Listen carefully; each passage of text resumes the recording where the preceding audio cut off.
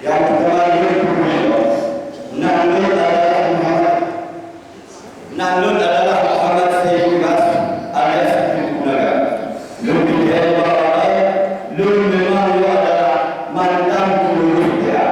Lun juga adalah kepala guru logistik Partai Asyik dan Lun pernah ikut sebagai calon. Bahkan pada komunikasi paham, pihak anggota DPR Aceh adalah Lun keluarga. Kalau Lun cinta dengan jabatan, atau Lun galak dengan jabatan, akan Lun hendak bertemu mereka. Langsung hendak payah berkat kembali Lun jadi anggota Dewan DPR Aceh menggantikan Siddiq Bahri. Semua itu sama demi jiwa negara. Cakap capat yang terbentuk partai, salah satu partai adalah melalui mereka. Maka Lun boleh melalui di antara kamu berkenaan kamu nasi puluh jalan di negara. Yang pertama merupakan satu Lun Muhammad Sayyid Kunaga. Yang kedua adalah Mahdi Nurdi dari negara berasal dari Budi. Yang ketiga Mulyana dari Sulu. Yang keempat Safidar Medi dari Langgar.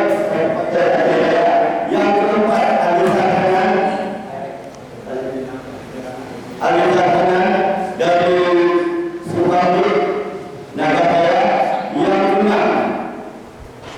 Yang keenam Meliani dari Nagaraya. Yang ketujuh Tunku Yahya dari Minang. Yang kedelapan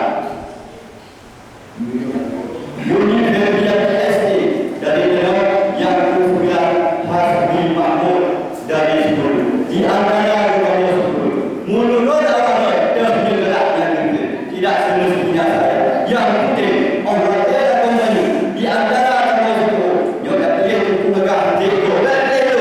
Tapi ada 8 orang di belakang saya. Di antara sembilan mana yang terbaik menurut anak itu yang anda pilih.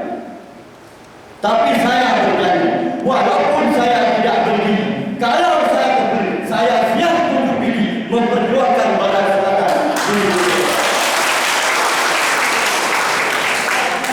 Dan insyaAllah perjuangan saya juga tidak mampu tanpa dukungan daripada masyarakat dan penduduk Nagaraya, Aceh Barat, Aceh Jaya dan Sulu. Semangat perjuangan di bawah nabak jalur budaya malu.